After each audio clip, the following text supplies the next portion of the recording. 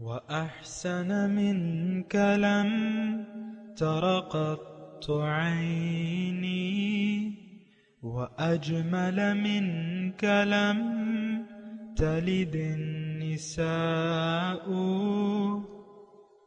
خلقت مبرأ من كل عيب خلقت مبرأ من كل عيب كأنك قد خلقت كما تشاء كتاب أنزلناه إليك مبارك ليدبروا آياته وليتذكر أولو الألباب۔ یہ کتاب برکت والی ہے جسے ہم نے آپ کی طرف نازل فرمایا ہے تاکہ دانش مند لوگ اس کی آیتوں میں غور و فکر کریں اور نصیحت حاصل کریں۔ اللہم صلی علی سیدنا محمد وعلی آل سیدنا محمد بعدد کل ذرۃ مئۃ الف الف مرۃ۔ سامعین و ناظرین کرام، السلام علیکم ورحمۃ اللہ وبرکاتہ۔ سامعین کرام، سورہ احزاب آیت نمبر 10۔ آج کا موضوع، کیا ہمارا ایمان کامل ہے؟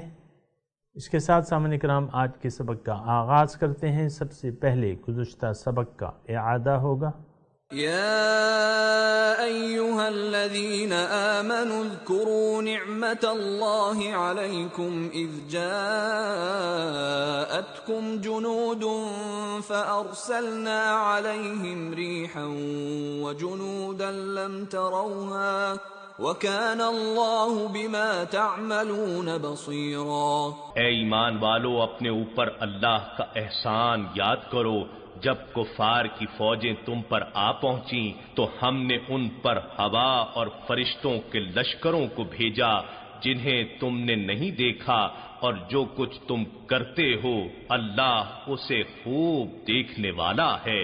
سامعین کرام، سورہ احزاب آیت نمبر 10۔ لیکن اس سے پہلے میں تھوڑی سی یہ پچھلی جو صورت ہے، یہ آیت، اس پہ تھوڑا سا میں نے آپ کو کچھ شیئر کرنا تھا آپ کے ساتھ۔ وَكَانَ اللَّهُ بِمَا تَعْمَلُونَ بَصِيرًا۔ آپ نے ترجمہ تو سن لیا کہ اللہ تعالیٰ اپنی نعمت کا تذکرہ کر رہا ہے کہ جب لشکر آ گئے اور تو پھر اللہ تعالیٰ نے فرمایا کہ میں نے ان کے اوپر ایک ہوا بھیجی اور لشکر بھیجے جو تم نے نہیں دیکھے، اور یہ میری نعمت تھی۔ سامعین کرام، ایک شعر ہے، وہ کہتے ہیں کہ فضائے بدر پیدا کر فرشتے تیری نصرت کو، اتر سکتے ہیں گردوں سے قطار اندر قطار اب بھی، کہ تم بدر کی فضا پیدا کرو، فرشتے آج بھی اتر سکتے ہیں۔ یہی مضمون میں نے گزشتہ سبق میں بھی تھوڑا سا کہنے کی کوشش کی تھی کہ اللہ تعالیٰ وہی ہے، اس کے قانون، اس کی عادتیں وہ ایک ہی ہیں۔ اللہ تعالیٰ نے فرمایا وَلَن تَجِدَ لِسُنَّتِ اللَّهِ تَبْدِيلًا وَلَن تَجِدَ لِسُنَّتِ اللَّهِ تَحْوِيلًا۔ اللہ تعالیٰ کی جو طریقہ ہے، جو عادت ہے، عادت مبارکہ ہیں، جو قانون ہے، اس میں کوئی تم تحویل، کوئی تبدیلی نہیں دیکھ سکتے، کوئی کجی نہیں دیکھ سکتے۔ تحویل یعنی اللہ تعالیٰ کے جو قوانین ہیں سامعین کرام، ہمارے خالق اور مخلوق کے درمیان اللہ تعالیٰ نے ایک طریقہ کار طے کر دیا ہے۔ اب وہ طریقہ کار جب بھی کوئی اپنانا چاہے تو بس وہ اپنا سکتا ہے۔ اب اللہ تعالیٰ کی رحمتیں ہیں، اس کو متوجہ کرنے کا ایک خاص طریقہ ہے سامعین کرام، یا اللہ تعالیٰ کا غضب ہے، اس کو اپنی طرف متوجہ کرنے کا بھی ایک طریقہ ہے۔ اگر آپ اللہ تعالیٰ کے غضب کو اپنی طرف متوجہ کرنے والے اعمال کریں گے تو یقینی طور پہ اللہ تعالیٰ کا غضب آپ کی طرف متوجہ ہوگا۔ آپ یعنی پھر اللہ تعالیٰ کسی کی روح رعایت نہیں کرتا۔ تو یہ ایک بات ہے۔ مثال کے طور پہ میں عرض کر دوں، شرک ہے جو پیغمبر سے محال ہے، لیکن شرک جو ہے اعمال کو ضائع کر دیتا ہے۔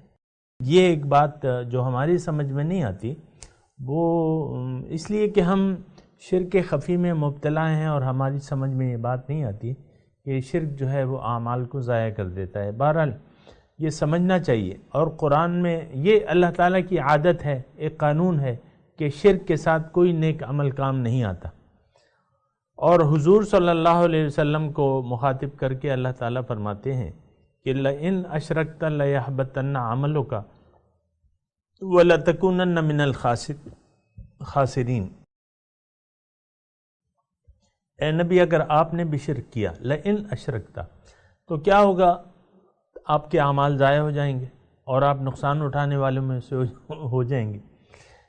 اس کا یہ مطلب نہیں نبی سے شرک، تو شرک محال ہے، شرک کا فعل نبی سے محال ہے، کیونکہ وہ تو پاک ہستیاں ہیں نا،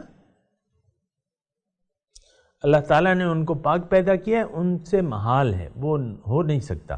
لیکن پھر بھی اللہ تعالیٰ یہ اپنا قانون بیان فرما رہے، اور ہم ایسے یعنی ہم سوچتے نہیں ہیں، ہم کہتے ہیں بس ہم نے کلمہ پڑھ لیا ہے، اب جو مرضی آئے کرو، جس طرح مرضی آئے زندگی گزارو، بس عملی طور پہ تو ہم لوگ اپنے نفس کی عبادت کر رہے ہیں نا، خواہشات نفسانی کے مطابق اپنا کام کر رہے ہیں۔ تو اللہ تعالیٰ نے یہ یعنی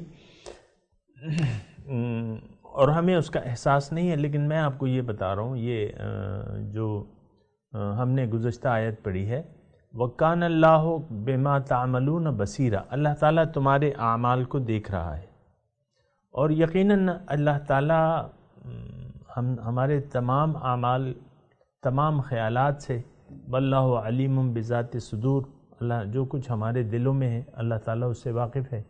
یہ تو ہم ہیں کہ اللہ تعالیٰ کو بھلائے بھی ہیں اور اس کی وجود کا بھی احساس نہیں ہے، نہ اس کی قدردانی ہے، اور یہ ایک الگ بات ہے۔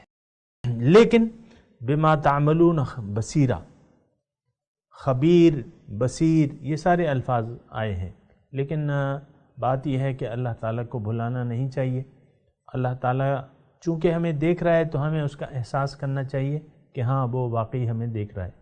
اس میں دیکھیں اللہ تعالیٰ کی جو صفات ہیں، اگر ہم اس کو من وعن اس پر یقین کر لیں، تسلیم کر لیں کہ ہاں ایسا ہے، تو پھر مشکل ہے کہ ہم شرک میں پڑیں۔ جیسے کہ اللہ تعالیٰ کی صفت توحید ہے کہ وہ ایک واحد ہستی ہے جو قابل اطاعت ہے، هو اللہ الذی لا الہ الا ہو۔ جب اسماء الحسنہ شروع ہوتے ہیں نا تو یہی اس آیت سے شروع ہوتے ہیں، هو اللہ الذی لا الہ الا ہو، کیونکہ ہمارے لیے، مخلوق کے لیے سب سے زیادہ اہم صفت یہی ہے، اور یہ وہ صفت ہے جو ہمیں کامیابی کی معراج تک لے جا سکتی ہے۔ اگر ہم اس کلمے کو تسلیم کر لیں اور صرف اللہ کو معبود برحق مان لیں، تو بہرحال میں آپ کو یہ کہہ رہا تھا وَكَانَ اللَّهُ بِمَا تَعْمَلُونَ بَصِيرًا۔ اس میں ایک اور نقطہ ہے سامنے کرام جو آپ کے ساتھ میں شیئر کرنا چاہتا ہوں، وہ یہ ہے کہ دیکھیں اللہ تعالیٰ کی نعمت تو آ گئی، اور لیکن آئی کب؟ وہ مہینے بعد آئی ہے، مدد کب آئی؟ اور یقیناً غزوہ احزاب میں اللہ تعالیٰ کی مددیں آتی نہیں ہیں سامعین کرام۔ اللہ تعالیٰ کی مدد جو ہے وہ غزوہ احزاب میں، مثال کے طور پہ ایک صحابی تھے، مجھے اس وقت نام ان کا بھول رہا ہے، اور مسلمان بھوکے تھے، یعنی کھانے کے لیے کچھ نہیں تھا، تو بہرحال یہ وہی غزوہ ہے کہ مسلمانوں نے اپنے پیٹ پہ پتھر باندھے ہوئے تھے، اور کچھ اصحاب نے اپنے حضور صلی اللہ علیہ وسلم سے اپنا حال ظاہر کرنے کے لیے پیٹ سے قمیص کا دامن اٹھایا تو اس پہ پتھر بندھے ہوئے تھے۔ حضور صلی اللہ علیہ وسلم نے اپنے پیٹ پہ وہ دکھایا تو اس پہ 2 پتھر تھے۔ دیکھیں اللہ تعالیٰ قادر ہے، ہر چیز پر قادر ہے، اور یعنی اس کی مدد آتی ہے، لیکن یہ ہے کہ جو کچھ بھی ہوتا ہے، یہ بات نوٹ کر لیں، اپنے ساتھ پلے میں لکھ لیں، جو کچھ بھی ظہور پذیر ہوتا ہے مومن کی اطاعت گزاری میں، یعنی مومن جب اللہ تعالیٰ کی توحید کا کلمہ پڑھ لیتا ہے، یہ بات نوٹ کر لیں کہ اللہ تعالیٰ کی توحید کا جب مومن کلمہ پڑھ لیتا ہے تو اس کا ابتلا اور آزمائش ہوتی ہے، اور یہ اللہ تعالیٰ کا طریقہ کار ہے، یہ اللہ تعالیٰ کی عادت مبارکہ ہے۔ آپ کو میں نے گزشتہ سبق میں اچھی طرح بتایا تھا۔ لیکن اب میں نعمت کا تذکرہ کر رہا ہوں تو نعمت حضرت جابر تھے یا کوئی اور صحابی تھے، انہوں نے بھوک کے آثار دے کے حضور صلی اللہ علیہ وسلم گھر گیا اور بیوی سے کہا کہ بھئی کچھ ہے، حضور صلی اللہ علیہ وسلم کو ہم کھانے پہ بلائیں گے۔ انہوں نے کہا اور تو کچھ نہیں ہے، تھوڑا سا آٹا ہے اور یہ بکری کا بچہ ہے۔ انہوں نے کہا چلو اس کو ذبح کر لو، بکری کے ذبح کیا، گوشت بنایا اور بیوی سے سالن بنایا، اور بیوی نے کہا کہ جاؤ، ام ایمن تھی غالباً یا جو بھی تھے، تو انہوں نے اس صحابی کو بھجوایا ان کی ماں نے کہ جاؤ حضور کو بلا لو حضور، اور ان سے کہو چند ساتھی آ جائیں، کیونکہ وہ تو بڑی تعداد تھی، 1000 تقریباً تھے وہ جنہوں نے کھانا کھایا۔ تو انہوں نے چپکے سے جا کے حضور کو کہا حضور ہم نے کچھ تھوڑا سا کھانا تیار کیا ہے، آپ اور چند اصحاب اپنے کو لے کے ہمارے گھر پہ تشریف لے آئیں تاکہ کھانا کھا لیں۔ اب دیکھیں حضور نے آواز لگا دی بآواز بلند، صحابی کا نام لے کے کہا کہ آ جاؤ، انہوں نے تمہاری دعوت کی ہے۔ تمام لشکر کو متوجہ کر لیا۔ اب 1000 لوگوں کے لیے کہاں وہ کھانا، چھوٹا سا بچہ ہوتا ہے بکری کا، 4-5 کلو کا گوشت ہوگا، 6 کلو کا گوشت ہوگا، تو 6 کلو کا 20 آدمیوں کی لگا لیں، لیکن وہ سارے لشکر کو 1000 کے لشکر کو متوجہ کر لیا۔ اور وہ صحابی جو دعوت دینے آئے تھے ان سے کہا کہ بھئی تم جاؤ اور وہ جو ہنڈیا ہے اس کو اتارنا نہیں، اس کو پکتے رہنے دینا، اور جو روٹی ہے اس کو ڈالو، ابھی چولہا نہ بجھاؤ۔ حضور آئے اور اس میں کچھ دعا پڑی اور اس میں لعاب دہن ڈالا اس ہنڈیا میں، اور وہ اسی طرح وہ روٹی کے لیے بھی اسی طرح کچھ کیا، اور کہنے لگا کہ آؤ 10-10 لوگ آتے جاؤ اور کھاتے جاؤ۔ کھانا نکلتا گیا اور سب کھاتے گئے، سارے لشکر نے کھا لیا۔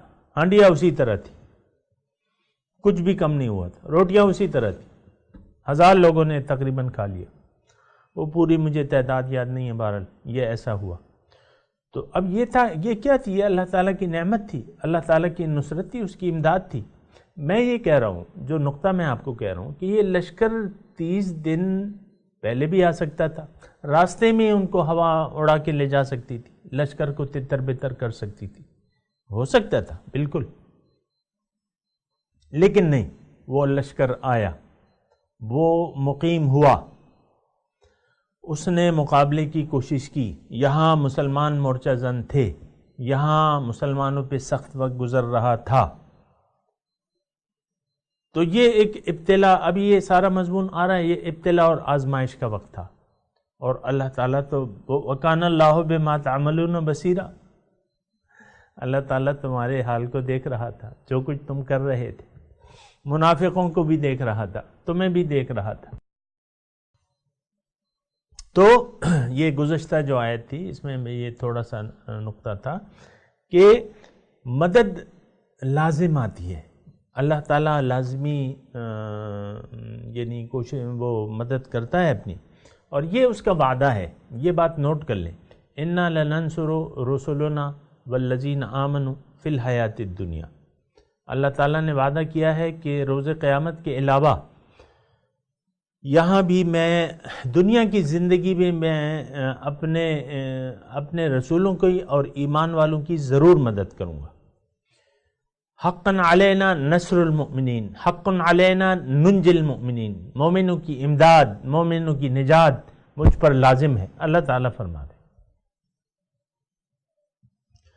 تو بات یہ ہے کہ یہ دیکھیں یہ ایمان اور یقین کی باتیں ہیں، اور ایمان اور یقین جو ہے نا وہ ابھی بھی انشاءاللہ مضمون آئے گا، اس میں یہ میں جو کہنے والا ہوں اس وقت ہوں انشاءاللہ۔ آج کی جو آیت ہے میں ترجمہ پڑھتا ہوں، آیت نمبر 10 سورہ احزاب، اذ جاؤکم من فوقکم، وہ جب تمہارے اوپر اور نیچے سے، اذ جاؤکم جب وہ آیا لشکر، من فوقکم و من اسفل منکم، تمہارے اوپر اور نیچے سے مطلب ہر طرف سے، وَإِذْ زَاغَتِ الْأَبْصَارِ جب آنکھیں بپھر گئیں، وَإِذْ زَاغَتِ الْأَبْصَارِ اور آنکھیں پتھرا گئیں، وَبَلَغَتِ الْقُلُوبُ الْحَنَاجِرِ اور کلیجہ منہ کو آ گیا، وَتَظُنُّونَ بِاللَّهِ الظُّنُونَ اور تم اللہ کے متعلق طرح طرح کے گمان کر رہے تھے۔ سامعین کرام، یہ وہ وقت ہے کہ جب لشکر آ گیا، اور لشکر آ گیا اور آپ کو معلوم ہے کہ کچھ مسلمانوں کا کوئی خاص تیاری نہ تھی، نہ ان حالات میں ہو سکتی تھی۔ اگر اس میں ایک اور نقطہ، یعنی یہ خندق کا جو معاملہ ہوا ہے، خندق کھودنے کا، اس میں دیکھیں اللہ تعالیٰ، اس میں ایک اللہ تعالیٰ کی عادت کریمہ جو حضور صلی اللہ علیہ وسلم کو معلوم تھی کہ انسان ظاہر اسباب کو استعمال کرتا ہے، یعنی اپنی زندگی گزارنے میں یا باطل سے مقابلہ کرنے میں جہاں اس کا بھروسہ ہوتا ہے اللہ تعالیٰ کی امداد پہ، وہاں یہ اپنے ظاہری اسباب و ذرائع بھی استعمال کرتا ہے۔ یہ قیمتی نقطہ ہے، اپنے پاس نوٹ کر لیں۔ کوئی بھی آپ کے سامنے مسئلہ ہو تو اس کو حل کرنے کے لیے ظاہری ذرائع ضرور استعمال کریں۔ کوئی بھی مسئلہ ہو، اللہ تعالیٰ پھر مدد کرتے ہیں، اور وہ امتحان اور آزمائش جو کچھ بھی ہوتی ہے وہ ہوتی ہے، لیکن اللہ تعالیٰ کی امداد آخرکار آتی ہے۔ تو ظاہری اسباب کو کبھی آپ نظر انداز نہ کیجیے۔ اب دیکھیں، حضور صلی اللہ علیہ وسلم کو اطلاع ملی کہ لشکر آ رہا ہے، تو حضور صلی اللہ علیہ وسلم نے ظاہری اسباب مشورہ کیا، سب سے پہلے مشورہ کیا کہ بھئی کیا، تو بہرحال مختلف مشورے تھے۔ ایک مشورہ جو تھا وہ یہ تھا کہ صاحب خندق کھود دی جائے۔ اور آپ کو میں یہ بتاؤں اور کہ مدینے کا اس وقت نقشہ کیا تھا، شمال اور جنوب، یعنی مشرق مسلمانوں کی مدینے کے مشرق سائڈ پہ اور مغرب سائڈ پہ لاوے کی چٹانیں تھی جو اب بھی ہیں، وہ آپ دیکھ سکتے ہیں، مدینے کی مشرق اور مغرب کی طرف، اور جنوب کی طرف بنی قریظہ تھے اور باغات تھے۔ جنوب کی طرف بنو قریظہ یہودیوں کی بستی اور باغات تھے، تو وہاں سے عملاً لشکر کشی ممکن نہیں تھی، باغات تھے، کھلا میدان تو نہیں تھا۔ ایک شمال کا ایک راستہ تھا مدینے کا جو کہ میدانی تھا، تو وہاں پھر یعنی لشکر کے وہاں آنے کا زیادہ امکان تھا کہ وہاں سے آئے گا، تو وہاں پھر یہ ہوئی۔ بہرحال وہ نقطہ میں یہ بیان کر رہا ہوں کہ دیکھیں، آپ جب زندگی گزارتے ہیں تو آپ ظاہری اسباب کو ضرور استعمال کریں ایک حد تک، اور باقی معاملہ جو ہے وہ اللہ پہ چھوڑ دیں۔ یہ ایک نقطہ ہے، سامنے کرام اپنے پاس نوٹ کر لیں۔ اچھا، اب یہاں جو ہم آیت پڑھ رہے ہیں، اذ جاؤکم من فوقکم ومن اسفل منکم، جب آئے لشکر تمہارے اوپر اور نیچے سے، اس کا مطلب کیا ہے؟ یعنی ہر طرف سے۔ آپ کو معلوم ہے کہ یہ صرف مکے والے نہیں تھے، ہر طرف سے لشکر اوپر نیچے سے ان کو اکٹھا کیا گیا تھا، اس لشکر کو۔ اچھا، جب وہ دیکھا تو اللہ تعالیٰ اذ زاغت الابصار، آنکھیں پتھرا گئی، وبلغت القلوب الحناجر، یہ جو ہے کلیجہ منہ کو آ گیا۔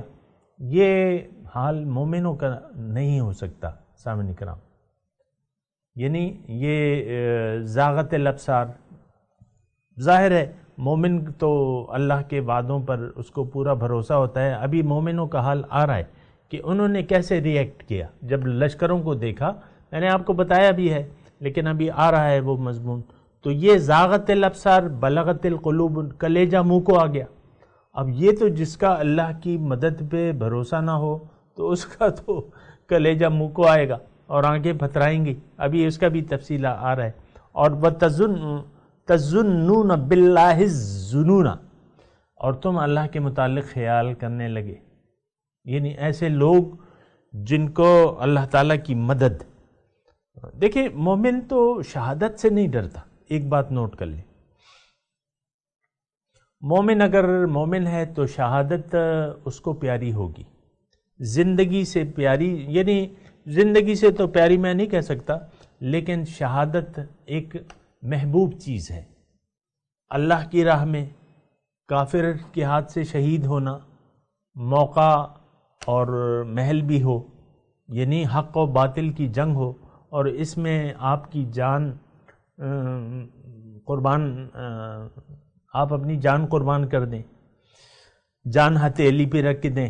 اور یہ ساری جنگوں میں ایسا ہی ہوا تھا. بدر میں کیا ہوا تھا آپ کو معلوم ہے، مسلمانوں نے جان ہتھیلی پہ رکھ کے چڑھائی کر دی،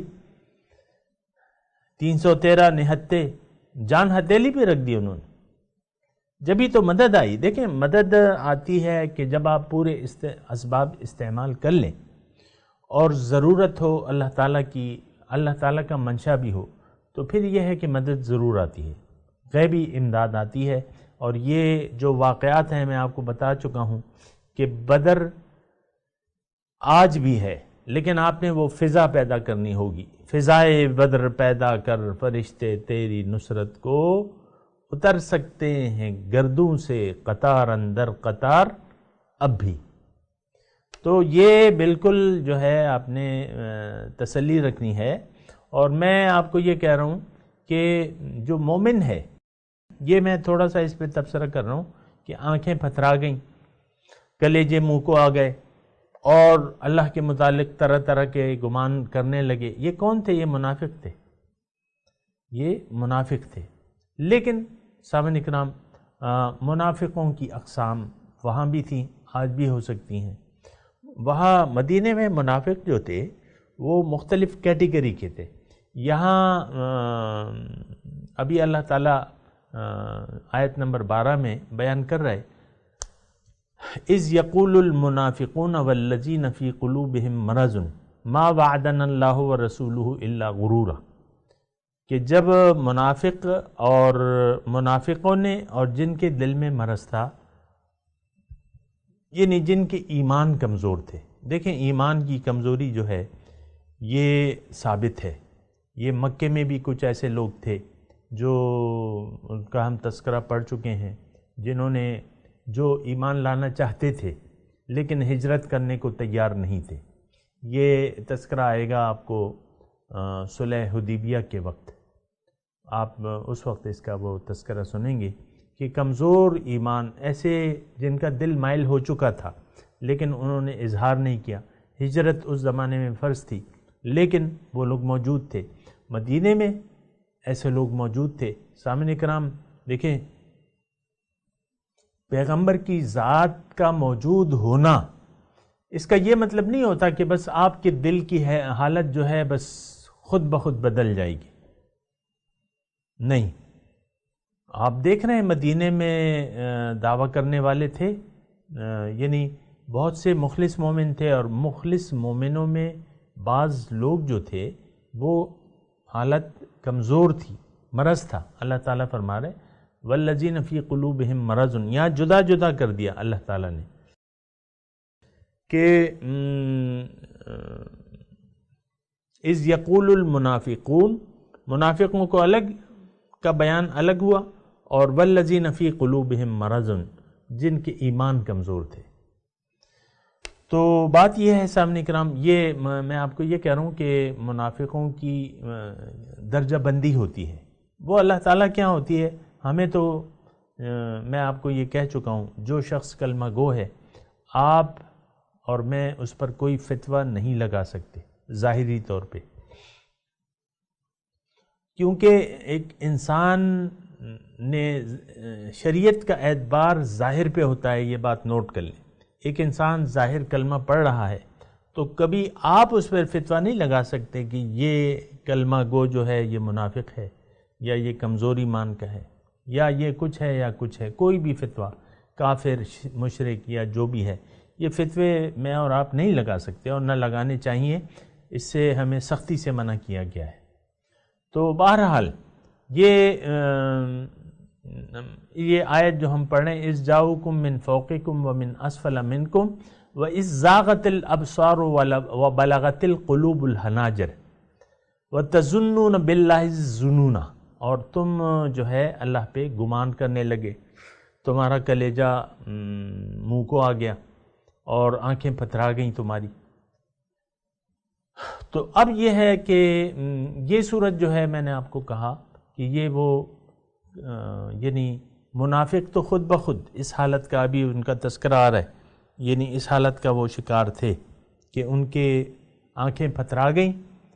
10,000 کا لشکر تھا بھیا، اور یہ جو اصلی منافق تھے یہ تو شامل تھے، یہ مسلمانوں کی ٹولی میں شامل تھے۔ اب یہ نہیں تھا کہ یہ تو دیکھیں مدینے کی بستی پہ حملہ ہو رہا تھا، یہ میدان جنگ نہیں تھا۔ احد میں تو یہ تھا معاملہ کہ باہر نکل کے فیصلہ ہوا تھا کہ ہم باہر نکل کے وہ کریں گے، یہاں تو یہ ہے کہ مدینے میں رہ کے ہم دفاع کریں گے۔ تو احد میں تو 300 منافق جو تھے انہوں نے اپنا راستہ الگ کر لیا تھا عین میدان جنگ کے وقت۔ عبداللہ ابن ابی اپنے 300 ساتھیوں کے ساتھ چلا گیا تھا، یہاں تو جا بھی نہیں سکتے تھے یہاں تو جا بھی نہیں سکتے تھے، یہ تو مدینہ تھا، یہاں ان کے گھر تھے، ابھی ساری تفصیل آ رہی ہے۔ تو بہرحال انہوں نے یعنی ان کی آنکھیں پتھرا گئیں، زاغت الابصار وبلغت القلوب الحناجر۔ یہ مخلص اور مضبوط ایمان والوں کی یہ حالت نہیں تھی، ان کی حالت ابھی آ رہی ہے، اللہ تعالیٰ اس کا بیان کر رہا ہے، ابھی آئے گا۔ مومنوں کا حال الگ بیان کر رہا ہے اللہ تعالیٰ، اور کامل ایمان والے جو تھے مخلص، تو ان کا حال الگ اللہ تعالیٰ بیان کر رہا ہے۔ بہرحال میں تلاوت کرتا ہوں، صاحب اکرام میرے ساتھ دہرائیے۔ اعوذ باللہ من الشیطان الرجیم، بسم اللہ الرحمن الرحیم۔ اذ جاؤکم من فوقکم ومن اسفل منکم وَإِذْ زَاغَتِ الْأَبْصَارُ وَبَلَغَتِ الْقُلُوبُ الْحَنَاجِرَ وَتَظُنُّونَ بِاللَّهِ الظُّنُونَ۔ ترجمہ سنا دیں۔ اِذْ جَاؤْكُم مِّن فَوْقِكُمْ وَمِنْ أَسْفَلَ مِنْكُمْ،